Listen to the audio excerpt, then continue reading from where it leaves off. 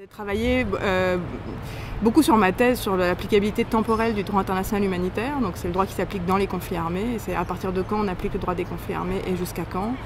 Et c'est quoi les conséquences et quand est-ce qu'on décide qu'un conflit armé existe. Et donc par exemple si on prend la Syrie, pourquoi c'est important de dire est-ce que c'est une situation de violence ou est-ce que c'est un conflit armé? Parce qu'il y a des conséquences par exemple sur l'assistance humanitaire. Il y a des règles qui vont s'appliquer, si c'est un conflit armé, si ça n'en est pas un. Il y a plein d'enjeux autour de ça qui ne sont pas juste des enjeux juridiques, mais qui sont aussi des enjeux politiques, sociologiques, etc. Et puis moi, ce qui m'intéresse, c'est donc à partir de quand on dit que le droit humanitaire s'applique, puis surtout jusqu'à quand. Donc quand est-ce que les conflits armés se terminent, en fait. Et puis toute la rhétorique de la lutte contre le terrorisme, etc. etc. Donc c'est sur ces questions-là que j'ai beaucoup travaillé, mais je dois te dire que depuis 2 ans et demi, c'est des questions qui sont restées un petit peu... Voilà. Sur le côté, ouais. Et du coup, ça me confronte beaucoup cette réflexion humaine parce que je me retrouve à répondre à des sollicitations, mais pas à me poser la question de sur quoi moi j'ai envie de travailler. Tu es en réaction. Complètement. Mais en plus, moi, comme je viens d'arriver, je pense qu'il y a un syndrome du jeune prof, tu sais, qui accepte tout, de peur qu'on lui propose plus rien. Ce qui fait que dès qu'on me propose de contribuer à un article, d'aller dans une conférence, un machin, à moindre moment que c'est dans mon domaine, je vais dire oui. Okay. Donc je me suis retrouvée à écrire, par exemple, un article là, récemment sur les blessés. Et puis ce qu'on appelle les attaques subséquentes des drones sur des personnes blessées, qui n'est pas du tout un truc dont je suis spécialiste, mais comme on m'a proposé, puis qu'il fallait dans un colloque écrire un papier, je dis ok j'y vais, en plus c'est un truc prestigieux, donc ok. Bon après j'ai écrit sur la fin de l'occupation, ça c'est dans mon domaine, mais on m'a sollicité parce qu'on savait que j'avais écrit sur cette question-là. On m'a sollicité aussi pour écrire sur le début de l'application des conflits armés. Puis je suis super contente parce qu'on m'a invité pour parler du début et de la fin, donc là c'est tout mon sujet, dans un colloque assez connu à San Remo en Italie au mois de septembre.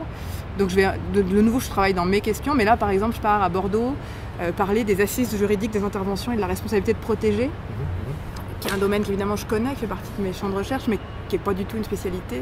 Voilà, donc je vais parler de ça. Tu as l'impression d'avoir perdu l'initiative. Complètement. Oui, c'est ça. Ça, c'est la structure. Tu as l'impression que tu parlais de la responsabilité ou du fardeau qu'on impose aux jeunes professeurs. Non, en fait, c'est pas tellement un fardeau, mais c'est la peur qu'on ne propose plus rien. Oui, ok. Et puis si je refuse, qu'on me réinvite pas. Moyennant quoi, j'ai accepté un truc où je suis allée, où j'ai été très nulle. Je pense que j'aurais mieux fait de pas y aller, ils m'auraient réinvité une année après, là maintenant ils me réinviteront plus. Mais oui, non, c'est ça, c'est beaucoup plus, il faut que je publie. En plus, moi je suis arrivée ici en n'ayant pas publié, parce que j'étais pas un pur produit académique qui, pendant sa thèse, a publié des articles, a participé à des conférences. Donc j'ai du retard à rattraper dans ce domaine-là. Donc du coup, j'ai accepté plein de trucs qui sont intéressants, qui sont dans mon domaine, mais qui sont pas hyper proches, puis qui du coup m'ont bouffé plein d'énergie, parce que du coup je me retrouve à travailler sur des questions qui sont pas des questions dans lesquelles je me sens comme un poisson dans l'eau, quoi. Donc forcément, il faut que... Donc ça me demande beaucoup de travail. Mais c'est pas tellement pour l'agrég, parce que... La seule fois que j'ai regardé les critères d'agrégation, que j'ai complètement oublié, je me souviens, et c'était assez tôt quand je suis arrivée ici, je crois qu'il me manquait un truc. Déjà oui, parce que je sais plus, il faut 2 articles dans le comité de lecture, il faut organiser un colloque, on va participer à une conférence internationale. Puis il se trouve que des propositions sont arrivées, je suis dans un domaine qui est super à la mode, donc il se passe plein de trucs.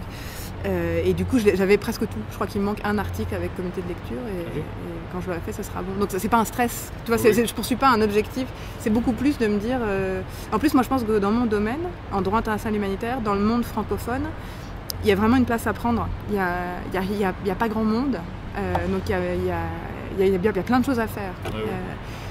Donc je suis pas en manque de travail.